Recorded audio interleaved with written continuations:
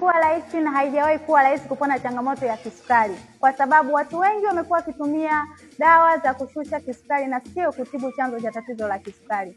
Nakwambia kuwa ili upone changamoto ya kisukari lazima uanze na mzizi wa kisukari, ambapo kikubwa kabisa ni kongosho. Asilimia kubwa watu wengi wanapokuwa na changamoto ya kisukari, kongosho lao linakuwa limekufa, halina uwezo wa kuzalisha homoni ya insulini.